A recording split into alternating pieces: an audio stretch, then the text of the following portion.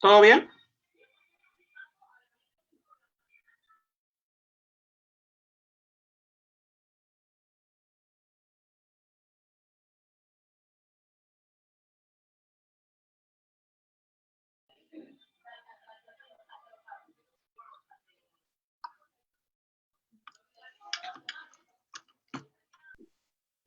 Muy bien, estamos listos para conversar en esta ocasión a través de la Feria Internacional del Libro de Ica Abraham Valdelomar.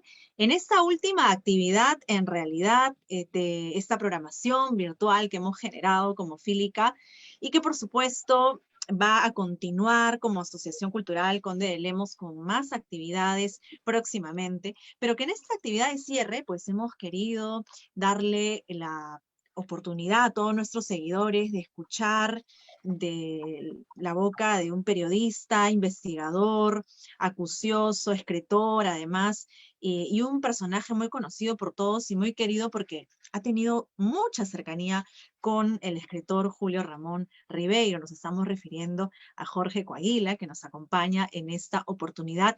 A propósito, que este 31 de agosto se celebra 90 años del nacimiento del gran Julio Ramón Ribeiro. Jorge, ¿cómo estás? Bienvenido a la Fílica. Mil gracias, Lady. Un gusto conversar con ustedes. Muy contento de rememorar a Julio Ramón Ribeiro. Como bien dices tú, el lunes es un aniversario más de su nacimiento. Claro que sí, y bueno, nosotros aquí en medio de esta situación un tanto compleja para todos, pero a la vez con el ánimo de poder contribuir de alguna manera, de poder llevar literatura, llevar cultura, llevar estos diálogos que sin duda muchos de nuestros seguidores han recibido muy bien, y sobre todo porque Julio Ramón Ribeiro es un personaje tan querido a la vez, ¿no?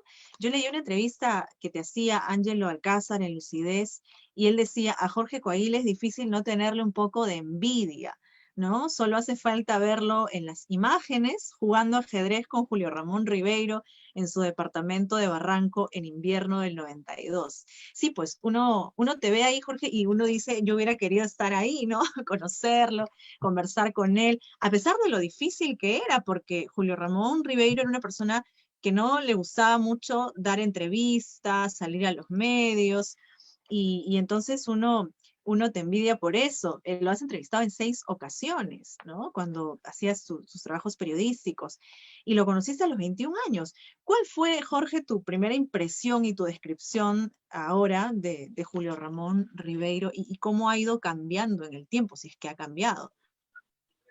Mira, en efecto, tenía 21 años cuando lo conocí en persona, pero ya como muchos chicos lo había leído en el colegio, ya había disfrutado de algunos cuentos como La Insignia, Los Gimnasios sin Plumas, como Alienación, por las azoteas, cuentos clásicos que de pequeño uno lee por obligación incluso, y en los cursos de lengua, de literatura.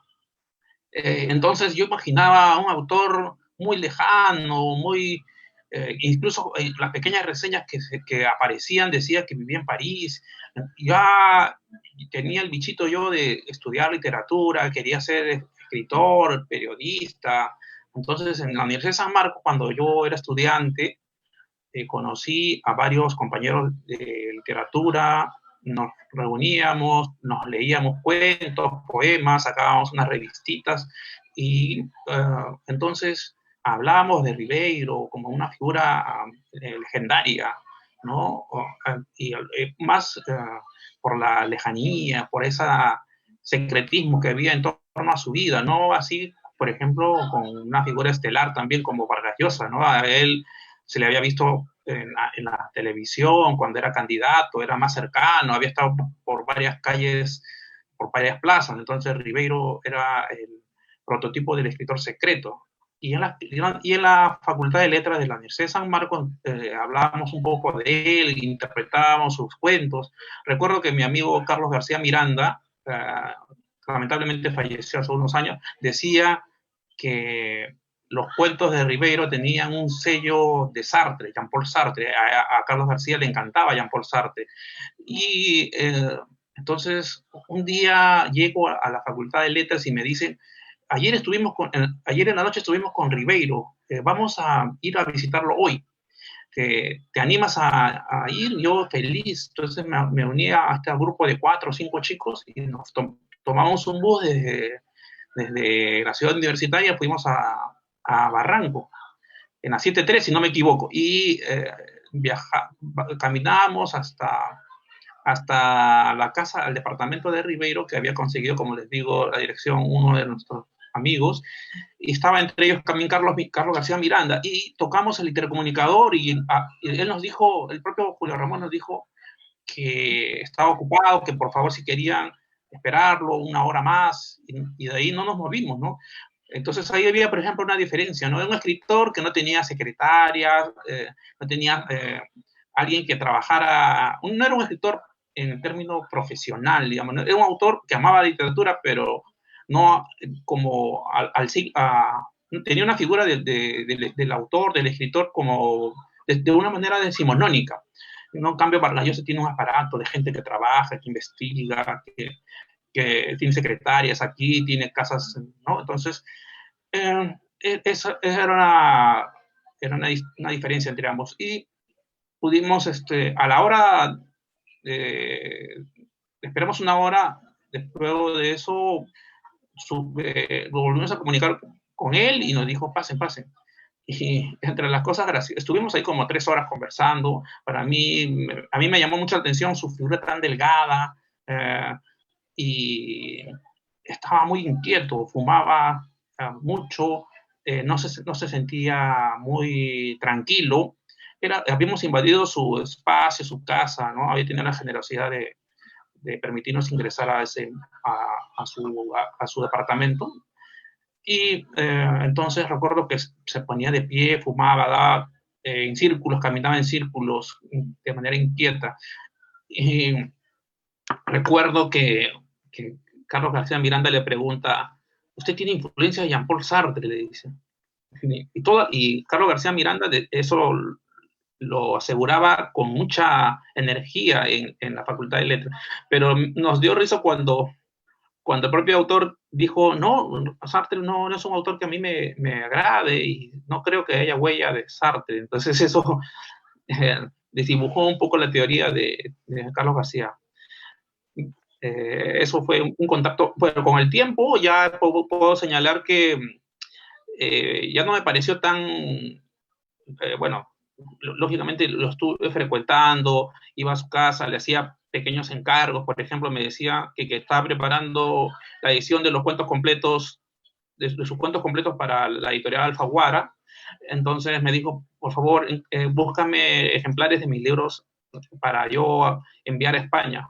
Y me llamó la atención que no tuviera sus propios libros, ¿no? Entonces me dijo que los había tenido, pero los había distribuido a los traductores. Entonces se había quedado sin ejemplares.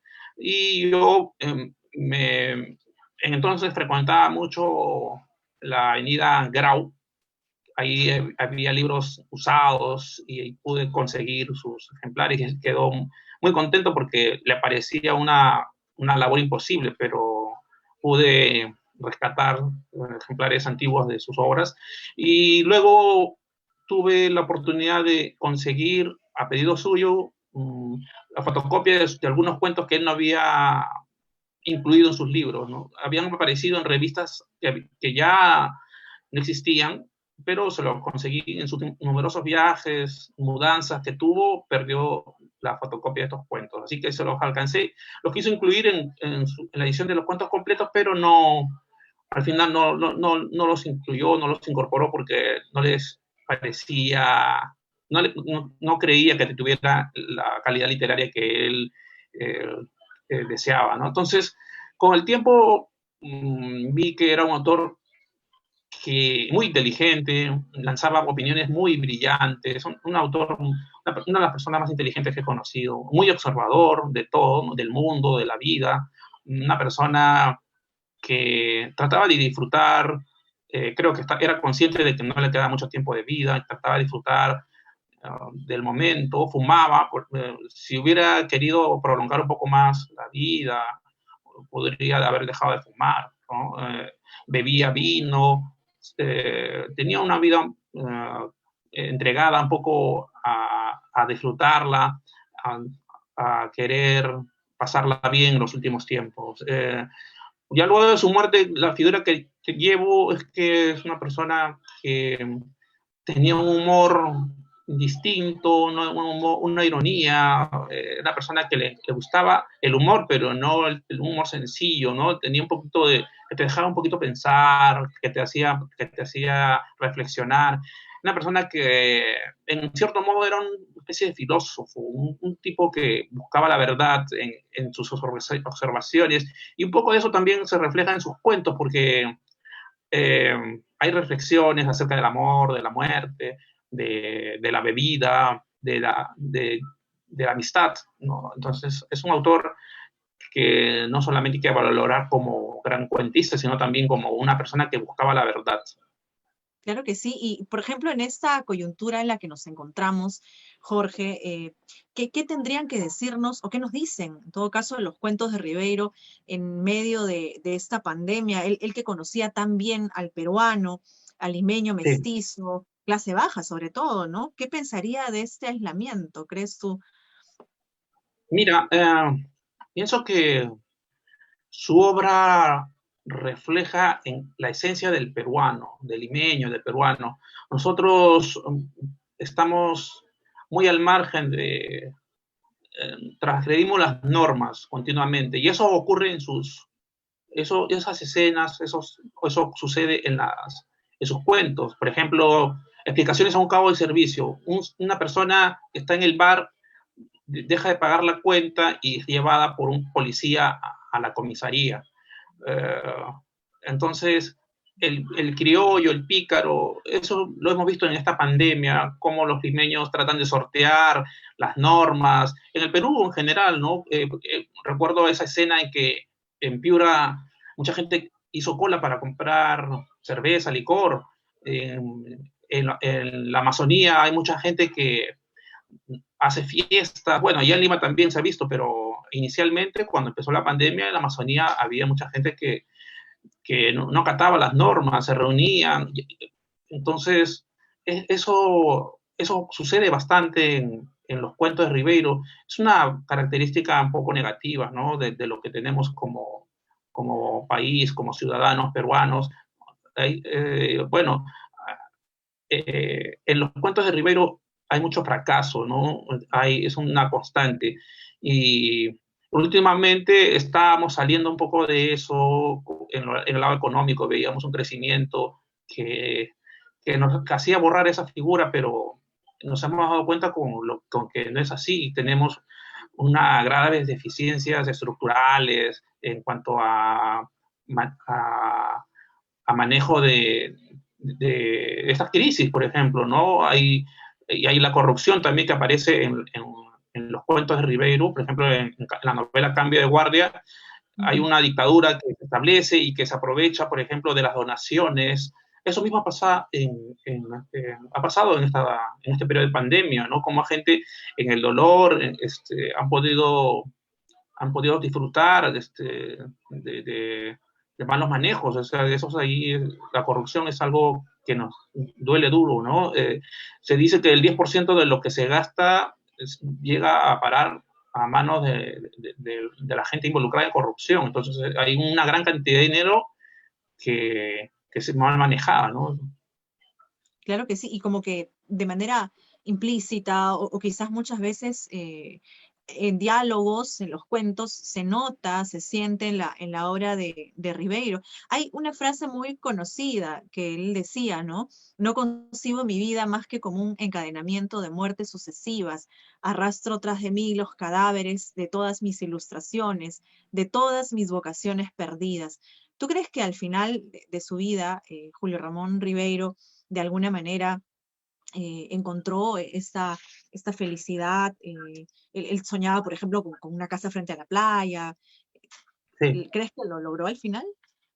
Mira, la búsqueda de una casa en la playa creo que es una utopía. Él decía, por ejemplo, al final el placer no está en encontrar la verdad, sino el placer está en esa búsqueda. en ese trayecto, en ese camino. Yo creo que esa es una de las preguntas que yo le hice, si se consideraba frustrado, si se consideraba una persona triste, ¿no? Entonces él me decía que había realizado grandes cosas, al haber sido escritor, por ejemplo, en medio de dificultades, él vivió en Europa con una enorme cantidad de problemas económicos. Él pudo haberse regresado y haber sido abogado acá y tener ciertas comodidades como una persona de clase media. Él descendía de parientes muy renombrados en el ámbito del derecho, del mundo académico, habían sido rectores de la Universidad de San Marcos, ministros. Entonces, su apellido pesaba, ¿no? Entonces, pero él quería ser escritor, se empeñó y vivió allá en Francia, en España, en Alemania, pues, sobre todo en Francia, en París. Tuvo que hacer trabajos pequeños, duros, cargador de bultos en una estación de tren, recogedor de periódicos viejos, cocinero para algunos amigos, conserje de un hotel, tantos oficios que él tuvo. Pero él quería estar en Europa porque allí se sentía motivado alrededor de otros escritores de América Latina. Por ejemplo, pudo conocer a Julio Cortázar, tuvo cierta amistad con él. Ahí también se encontró con escritores peruanos, Vargas Llosa, Luis Loaiza, entonces pintores. Entonces eso, estar ahí en Francia era muy motivador, estar ahí en la ciudad en que vivieron grandes ídolos de la literatura para él, del siglo XIX, Flaubert, Maupassant, Balzac. Él era un afrancesado. Pero sí compró una casa aquí en Lima, en Barranco, allá en París, también tuvo un hijo, se casó, fue muy feliz. Bueno, la salud estuvo muy mermada desde 1973, la pasó muy mal, fue operado 2 veces por cáncer y le habían dado por muerto. Él lo dice también en sus cuentos, en su diario y en dichos de Luder. Dice que fue operado en estas 2 ocasiones y su cuerpo quedó lleno de cicatrices, le habían estirpado parte del esófago, del estómago. Entonces, le habían dado poco tiempo de vida, pero vivió desde el 73 hasta el 94, 21 años, es decir, una gran cantidad de años que disfrutó, y su esposa estuvo ahí. Era una persona que no podía dormir como duerme cualquier ser, de forma horizontal, tenía que dormir casi de pie, lleno de almohadas. Con frecuencia era llevado al hospital, alarmando a su familia, a su hijo, a su esposa, y pensaban que ya era el momento, pero no, como te digo, 21 años después de esas operaciones sobrevivió, y para asombro de los médicos, de sus familiares. Él dijo que mi capital de vida ya se agotó, estoy viviendo al crédito. Entonces, por eso su esposa le dijo, bueno, prefiero verte contento fumando que estar triste y no sin disfrutar de algunos placeres, como beber vino también, ¿no? Wow, mira, y esa vida límite un poco se contradice un poco con la forma de ser que él tenía, en cierto modo. Yo recuerdo en La Casa de América, tú señalas que algunos personajes se reconocieron en sus cuentos y le dijeron, te agradezco, muchos agradecían, ¿no? Cuando él pensaba que Sí. iba a recibir un comentario negativo, pero a Rivero le gustaba que lo reconozcan en la calle algunos, pero también pasar desapercibido. Un poco contradictorio, ¿no? ¿Cómo te explicas eso? ¿Cómo lo explicaba él? Mira, en efecto, creo que a cualquiera le resulta halagador que le digan que escribe bien, que se sienten reflejados, que se sienten identificados con algunos personajes, pero él era una persona extremadamente tímida, ¿no? Estaba en su casa, como te cuento, y ante personas extrañas, que éramos nosotros 5 chicos ahí, estudiantes de San Marcos, él se sentía incómodo, ¿no? Entonces daba vueltas así en círculos, caminaba, fumaba, uh, y así era con frecuencia él, ¿no? Entonces, explico un poco esas contradicciones.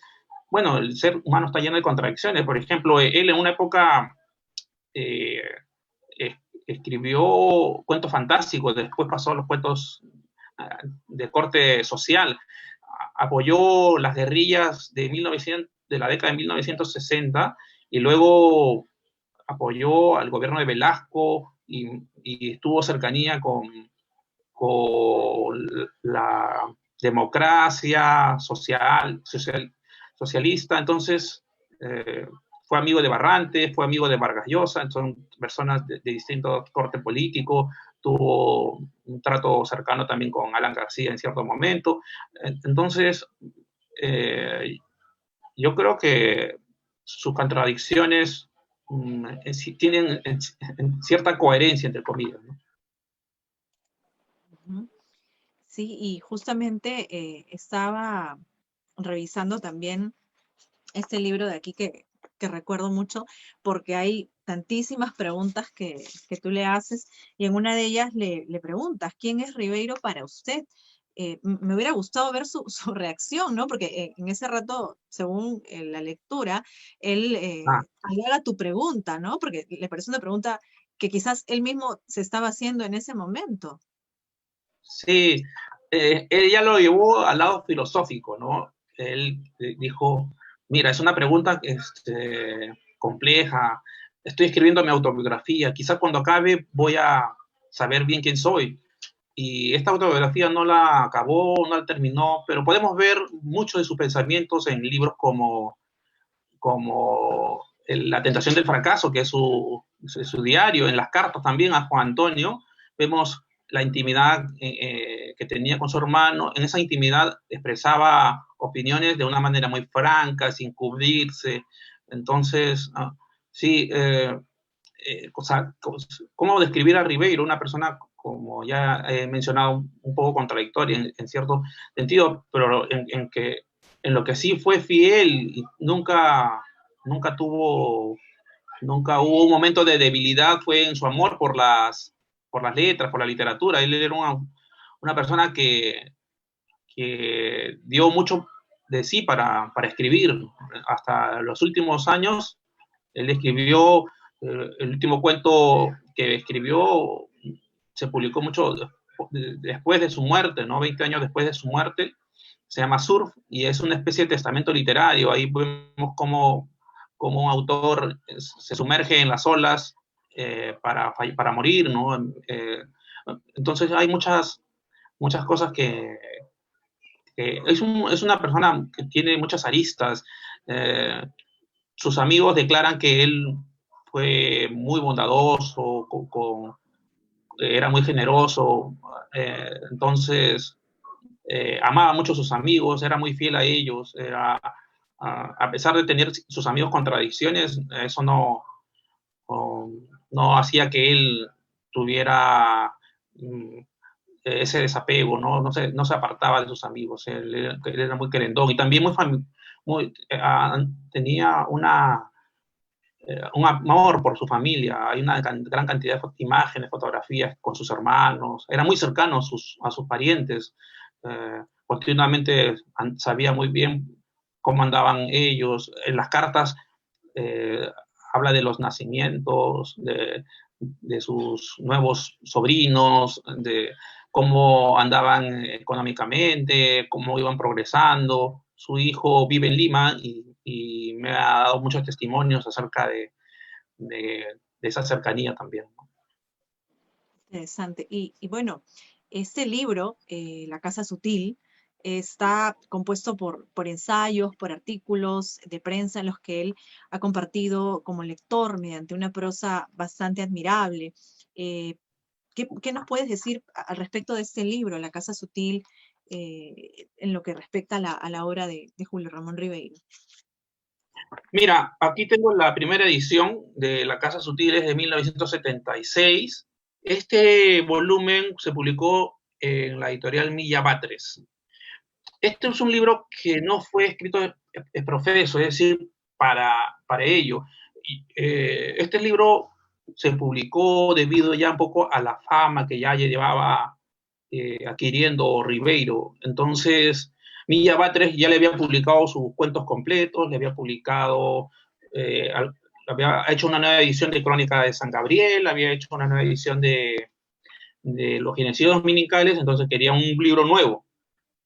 Entonces Ribeiro dijo, mira, entre las cosas que quiero publicar podría salir una serie de mis artículos literarios, y a Milla Batres le agradó la idea.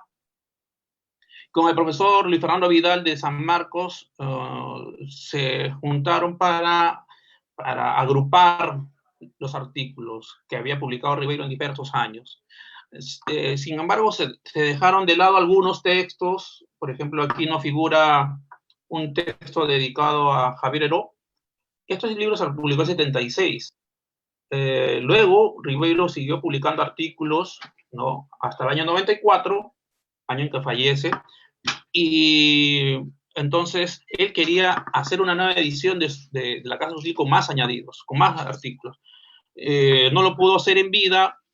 Ya más adelante la Universidad Chilena, Diego Portales, publicó este libro, La Casa Sutil y otros textos. Esta edición es del año 2012, pero no reúne todos los artículos, ¿no? Hace poco salió la tercera edición, la tercera y última edición, en el sello Revuelta, que sí es mucho más completa, ¿no? Viene a ser 3 veces más de la primera edición y el doble de la edición chilena, ¿no? Aquí hay, por ejemplo, este libro salió en el 2016. Entonces, ¿qué se puede rescatar de aquí? Hay artículos. Él era una persona que amaba las letras francesas. Aquí podemos ver artículos sobre Flaubert. Hay 2, 3 artículos sobre Flaubert, otros sobre Maupassant, 2 artículos sobre Maupassant, hay uno sobre Stendhal, todos los escritores que él admiraba. También él reseñó para el diario El Comercio algunos artículos que aparecían, que se publicaban cuando era joven. Entonces él dijo que se interesaba a hacer algún comentario. Por ejemplo, escribió, apenas pocos meses después de haber salido Los Ríos Profundos, publicó una reseña. José María Arguedas lo leyó y lo felicitó a Ribeiro, ¿no? Le dijo, me había gustado tu reseña, y se conocieron en persona. No llegaron a tener una amistad, pero sí hubo una reunión en la casa de Javier Sologuren en que pudieron conocerse. Arguedas falleció en 1969, Ribeiro viajó a Europa y no hubo más contacto físico, ¿no? Había una enorme admiración de Ribeiro por Arguedas, lo ha expresado no solamente en ese artículo, sino en otros. También ha escrito Ribeiro sobre la novela La vida exagerada de Martín Romaña. Es una novela publicada a inicios de 1980, de la década de 1980. Esta novela de Alfredo Bryce motivó que escribiera un artículo titulado Habemus Genio. Ribeiro tuvo una gran amistad con Bryce, entonces aquí se expresa la enorme admiración literaria que tuvo Ribeiro por Bryce. Y también podemos hallar, por ejemplo, un artículo sobre el otoño patriarca de García Márquez. García Márquez no es un autor que Ribeiro admirara demasiado. Lo había conocido en persona, pero no tuvo gran amistad. Además, la obra literaria de García Márquez no es afín a la obra de Ribeiro, ¿no? La obra de Ribeiro es más urbana, es menos sensual, digamos. En cambio, García Márquez es distinto, más caribeño, más alegre, no sé. Entonces, es otro tipo de literatura. Y en cuanto a técnicas narrativas, también García Márquez es más vanguardista, más innovador. Ribeiro utilizaba un lenguaje, una técnica más del siglo XIX, de sus grandes autores, de los grandes autores franceses del siglo XIX, a los quienes admiraban mucho. También en este volumen pueden encontrar los textos que escribió Ribeiro para los catálogos. Él tuvo amistad con varios pintores, entonces sus amigos pintores le decían, oye, por favor, ¿por qué no te escribes un comentario? Aquí voy a hacer una exposición, tú conoces mi obra, tú eres escritor, sabes escribir. Entonces puedes lanzar un comentario. Ya, claro, entonces por amistad escribió sobre Colina, sobre Emilio Rodríguez Larraín, Herman Brown. Herman Brown es quien ilustra, por ejemplo, la primera edición de la Palabra del Mudo, es quien hace un trabajo también hace un cuadro para la primera edición de Dichos de Luder. Herman Brown falleció hace unos cuantos meses. Tuve la oportunidad de entrevistarlo también y fue muy cercano a Julio Ramón. Hay cuadros de Brown en el departamento de Francia, de París, en el lugar donde vive Alida, que es su viuda. Ahí destacan cuadros de Herman Brown. También sobre Enrique Polanco hay una reseña, un comentario. Anteayer conversé con Enrique Polanco acerca de una nueva edición de La Casa de Cartón y de paso habló de la amistad que tuvo con Ribeiro.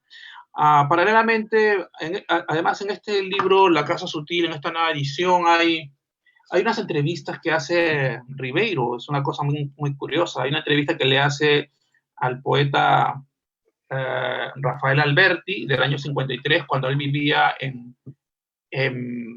en Madrid, tenía una beca, y con otros poetas con otros escritores, van a conocer al gran escritor Vicente Alessandre, perdón.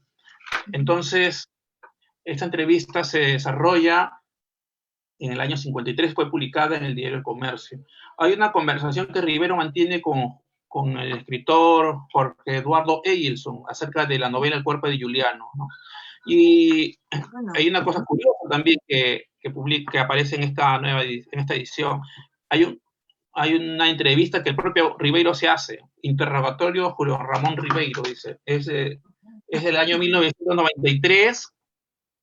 Él no pudo asistir a un encuentro literario que se iba a desarrollar en Cusco. Y entonces inventa una entrevista, ¿no? Como si estuviera siendo interrogado en una comisaría, ¿no? Por ejemplo, les leo algo aquí, mire. Dice, profesión, le pregunta. No tengo ninguna profesión. ¿Qué haces entonces? Escribo de cuando en cuando. ¿De qué vive? De mis ahorros y de mis derechos de autor. Después dice, ¿de qué tratan? No se lo puedo decir así nomás. Tendría usted que leerlos. No tengo tiempo para eso. Dice. ¿A qué se dedicaba mientras vivió en Europa? Trabajé 10 años en la agencia France Press como periodista y 20 años como diplomático en la delegación del Perú ante la UNESCO. ¿Ha estado alguna vez preso? Nunca. Salvo una vez en París durante 24 horas, porque mi permiso de residencia se había vencido. ¿Tiene alguna actividad política? Ninguna. No estoy inscrito en ningún partido, pero tendrá algunas simpatías. De joven con el socialismo, pero actualmente con nada. Soy un escéptico, me limito a observar. ¿Qué hacía en Berlín Oriental en 1958? Fui a escuchar a la Orquesta Sinfónica La Novena de Beethoven. Soy un fanático de la música clásica. ¿Practica algún deporte o juego? De joven, el fútbol. Era centrodelantero del equipo de mi clase. Ahora, solo la natación, la bicicleta y el ajedrez. Lo veo muy flaco. ¿No tendrá sida? Lo sabría. Sucede que me sacaron casi todo el estómago a causa de un cáncer. Y por eso como muy poco. Una última pregunta. ¿Qué viene a hacer al Cusco? He sido invitado a una reunión de escritores. Bien. Consultando su expediente, veo que me ha ocultado muchas cosas, que ha ganado los premios nacionales de novela, de teatro y 2 veces el de literatura, que fue condecorado con la Orden del Sol, que lo hicieron miembro de la Academia Peruana de la Lengua, que sus libros están traducidos al inglés, francés, alemán, italiano, ruso, chino, etc. Pero también veo que en 1954 viajó a Varsovia a un congreso de jóvenes de inspiración comunista. En 1964 firmó usted un comunicado de apoyo a las guerrillas. Que en 1959 fue profesor de la Universidad de Huamanga. Que es usted amigo de Mario Vargas Llosa y de Alfonso Barrantes. En consecuencia, va preso. Pase para adentro.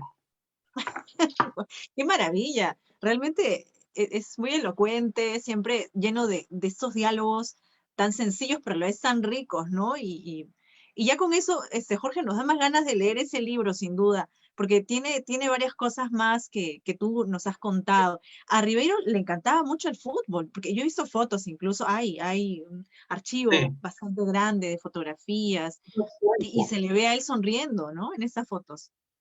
sí, bueno, como dice en esta autoentrevista, Rivero era centro delantero de su clase en el Colegio Champañá. Su hermano Juan Antonio también era un gran seguidor del fútbol. Ambos eran hinchas del Universitario. Y en esa época, cuando ellos eran adolescentes, brillaba de una forma intensa en el firmamento Lolo Fernández. Eran hinchas así de Lolo Fernández. Iban al el Estadio Nacional a ver jugar a la U. Yo no soy seguidor de la U, pero veo con simpatía, con admiración esa, esa hinchada que tenían ambos, Julio Ramón Rivera y su hermano. En esa época el Estadio Nacional tenía tribunas de madera. Y cuenta, por ejemplo, en el relato Atiguivas, cómo su pasión por el fútbol los llevaba a asistir los domingos, a soplarse varios partidos. El encuentro de fondo era precedido por partidos de calichines, de juveniles, así, varios partidos antes del partido final, ¿no? Y incluso cuenta algunas historias, anécdotas, como la gente no quería abandonar su asiento y perder su asiento, dicen que orinaban unas bolsitas y se arrojaban ahí. Wow. Y sí, y también más adelante, cuando le escribía a su hermano Juan Antonio desde Francia, decía, ¿cómo va la selección peruana? Eh, Hacían reseñas de partidos de fútbol, comentarios sobre la participación del Perú en algún mundial. Y también cuando era pequeño, tanto les gustaba el fútbol que hicieron un juego, inventaron un juego con chapitas. Avanzaban dos equipos pintaditos de chapitas y Lolo Fernández era un poquito más grande, dice que una chapita. Y luego en Francia se volvió seguidor del Olympique de Marsella, fue a ver partidos de la selección peruana en España 82, estábamos cerca de Francia de España, se iban a ver los partidos con un sobrino. Luego, en los últimos años, él vivió los últimos 4 años en Lima, asistió a los partidos de fútbol y me cuenta Jaime Campodónico que desde Occidente veían los partidos de la Copa Libertadores, él veía, por ejemplo, la tribuna norte con mucha simpatía. Incluso Jaime Campónico le alcanzó en cierta ocasión una vincha de universitario y Julio Ramón se puso esa vincha, ¿no? Y bueno, es un poco la relación que tuvo Ribeiro con el fútbol, ¿no? Que también fue intensa. Él dice que las tristezas deportivas eh, duelen mucho, durante una semana puedes masticar con dolor esas derrotas, ¿no? A veces un domingo pierdes de equipo y durante varios días así estás apesadumbrado. Él, él conectaba mucho con el fútbol. Sí, claro, yo imagino que sí. A Ribeiro además le encantaban mucho los textos íntimos, ¿no? El tema de los diarios personales, le gustaba leer la correspondencia de Flaubert, de Voltaire, era, como tú dices, un afrancesado. Y además, esta literatura íntima tenía una vinculación expresa con la realidad, esos sentimientos tan profundos. Por aquí nos escriben y nos preguntan, en el caso del relato, por las azoteas, ¿no? ¿Por qué el hombre va a la cárcel? Nos dicen por acá, ¿no? Y además que es un relato tan fiel a lo que uno de niño puede imaginar, ¿no? Este mundo ahí arriba, ¿no? Pero a la vez la tristeza luego cuando tiene que ir a la cárcel es quizás parte de su literatura, siempre nostálgica, siempre con personajes que terminan en los hoyos. Mira, un sello característico, una marca registrada de los cuentos Ribeiro es que sus personajes terminan en fracaso, en chasco. Y eso corresponde un poco lamentablemente con el espíritu del peruano. Nuestra historia está plagada de derrotas, de golpes de Estado, guerras que hemos perdido, crisis económica. Afortunadamente estuvo eso cambiando en los últimos tiempos, estábamos liderando el crecimiento en la región, pero lo que hace Ribeiro es que es retratar un poco las derrotas cotidianas, aquellas cosas que nos va mal en el día, y eso ha hecho que muchos peruanos simpaticemos, conectemos con él. A lo largo del tiempo veo que Ribeiro se encuentra más actual ahora que antes. Yo trato de interpretar esto como, a ver, por ejemplo, varios escritores de su época han caído en el olvido, incluso algunos escritores del boom o del post-boom tienen menor acogida ahora, pero Ribeiro va captando más lectores, veo una serie de conferencias, veo nuevas ediciones, entonces me sorprende gratamente eso, y yo creo que Ribeiro tiene una actualidad, a ver, por ejemplo, su diario personal es un libro que es en cierto modo una lección de vida, cómo enfrentar las adversidades para, por ejemplo, conseguir una meta, que él quiso ser escritor y tuvo una serie de dificultades en Europa, muchas dificultades económicas, sentimentales, entonces mucha gente se identifica con eso, y entre sus obras más destacadas, entre sus 3 obras más destacadas, yo diría que La tentación del fracaso es algo que empezó a publicar en 1991, ya en el ocaso de su vida, es una obra que maravilla aún, ¿no? Es una obra que se ha quedado publicada parcialmente, pero esperemos que salga más volúmenes. Bueno, y qué decir de sus cuentos, de sus maravillosos cuentos, de La palabra del mudo, de esa cantidad de 95 cuentos que conforman La palabra del mudo.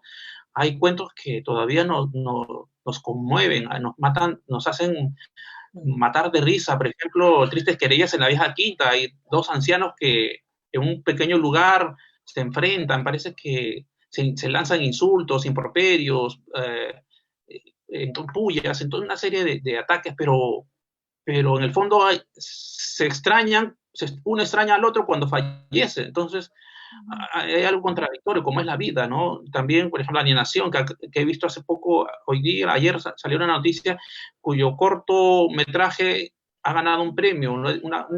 Alienación se ha llevado al cortometraje, ha ganado un premio importante allá en Estados Unidos. ¿Y de qué retrato? ¿Qué vemos ahí? Vemos como una persona de origen afroperuano quiere blanquearse, entre comillas, llegar a Estados Unidos, nacionalizarse. Hay mucha gente que hace eso aún, pero se dan con la triste realidad. Aquí, por ejemplo, hay ciertas personas que por el color de piel tienen ciertos privilegios, pero en Estados Unidos es uno más del montón. Y eso mismo sucede en los aeropuertos. Uno puede ser peruano, de clase media, con tez clara, pero en el aeropuerto en Estados Unidos te tratan muy mal. Entonces, aquí puedes ser un privilegiado, pero allá no lo eres. Entonces, ahí sí, y muchos cuentos de ese tipo, que es, por ejemplo, La insignia, que es un cuento de cuento fantástico que te lleva a un universo, un mundo desconocido, y no hay una lógica ahí. ¿Cómo llegas a tener poder sin haberlo buscado, ¿no? Entonces hay cosas realmente actuales, ¿no? Los gallinazos sin plumas, 2 chicos buscando desperdicios para poder alimentar a un cerdo, y ahora mismo con esta pandemia que nos ha arrastrado a una crisis feroz, mucha gente se ha quedado sin empleo, vemos multiplicarse la pobreza que parecía que estábamos dejando de lado. Entonces hay muchas cosas que sobreviven, hay temas de Ribeiro que a mí me llama la atención y creo que es muy actual, la verdad, y sus prosas patrias, reflexiones, son pequeños textos que hablan del amor, de la muerte. Es una persona muy aguda para reflexionar sobre la amistad, ¿no? Cómo uno, por ejemplo, la amistad es como un espejo, ¿no? Que te permite saber de ti mismo también. Pierdes un amigo, pierdes esa parte del espejo que te permite conocer. Entonces, hay cosas maravillosas en Ribeiro que hacen que él sea un clásico indiscutible, ¿no? Y que la cantidad de lectores cada vez crezca, ¿no? Sí, claro, sin duda hay una gran cantidad de cosas que rescatar de Rivero. Nos están escribiendo, por ejemplo, sobre lo que mencionas, ¿no? El relato de la insignia, inspirado en el paso del autor como funcionario de la UNESCO, ¿no? Y Ah, por acá nos dicen también que se conserva la máquina de escribir de Ribeiro. En literatura sí. decíamos JR2. Nos está escribiendo huyó a Campo Verde. Recuerdo que le preguntaste también a Ribeiro sobre su participación como jurado y él contestaba que en su mayoría vio notables escritores argentinos, colombianos, y recordaba por ahí un peruano que era Rodolfo Nostroza, gran poeta, que Sí. ganó en una oportunidad. Y hace poco el escritor J. Maldonado señaló en una entrevista que el realismo, como lo hacía Ribeiro, está agotado hace tiempo.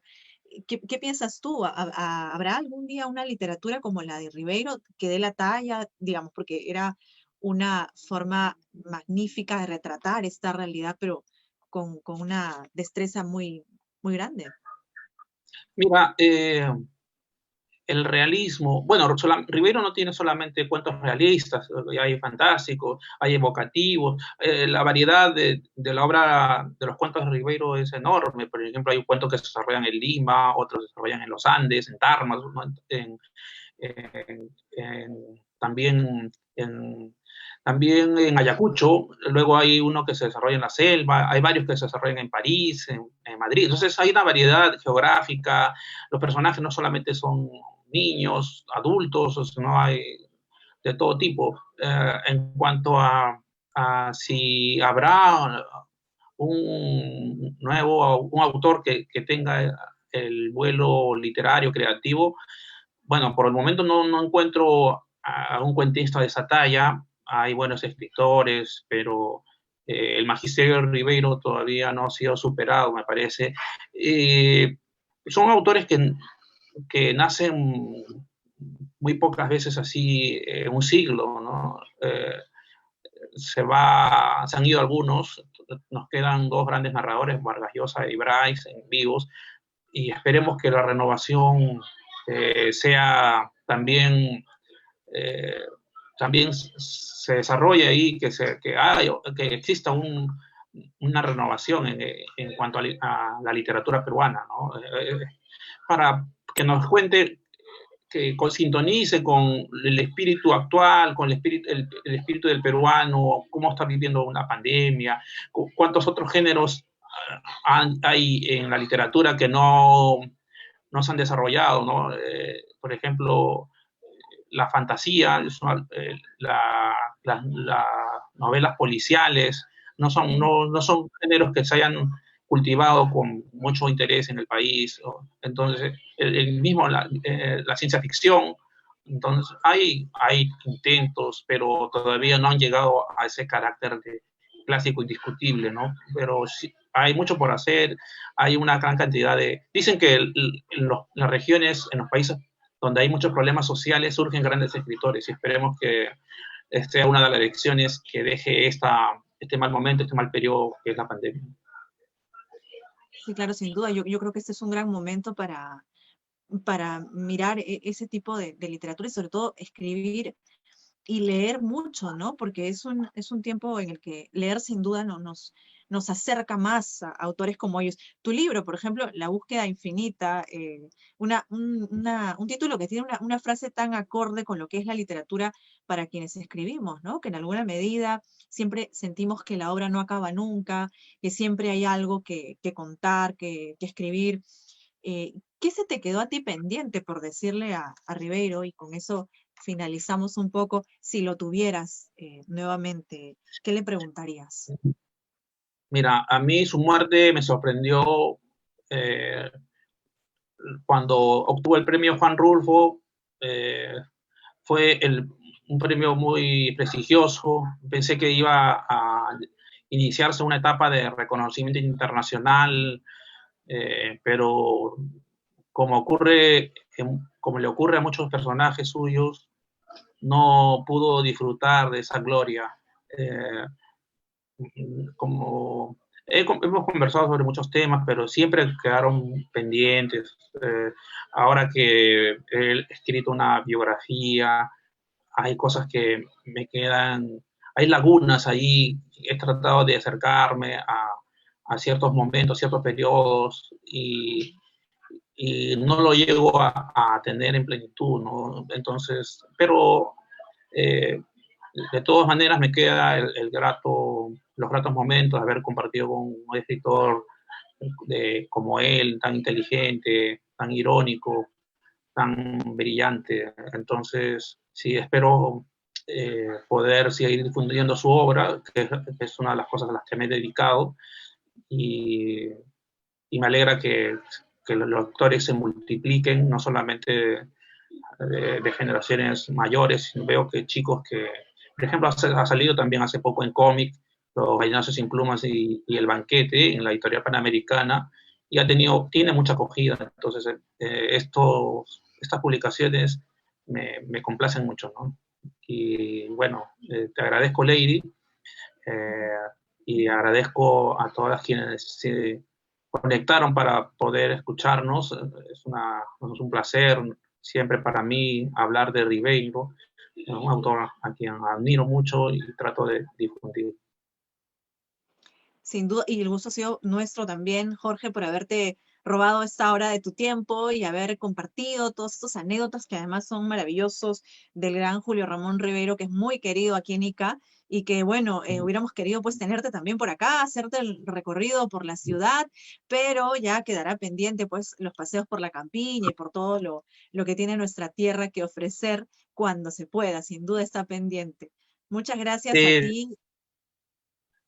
gracias, Sí. Lady. Gracias a todos quienes han conectado. Hasta otra oportunidad y ya nos veremos pronto en la propia ciudad de Ica. Un gusto, un placer. Claro Que que estén sí, bien. Jorge, muchas gracias por haber estado con nosotros. Un abrazo grande y con eso nosotros cerramos además la programación de la Feria Internacional del Libro de Ica, que ha tenido 2 meses de diversas actividades con diversos autores, escritores, y continuaremos con más aquí en nuestra página web de la Feria del Libro Ramal de Lomar y las actividades de la Asociación Cultural El Conde de Lemos en esta feria, que además ha tenido el auspicio, el aval del Ministerio de Cultura a través de los estímulos económicos y la empresa Shogun. Muchas gracias. Jorge, hasta una próxima oportunidad con todos. Muchas gracias también. Nos Chao, Lady. vemos. Hasta otra. Chao. Chao.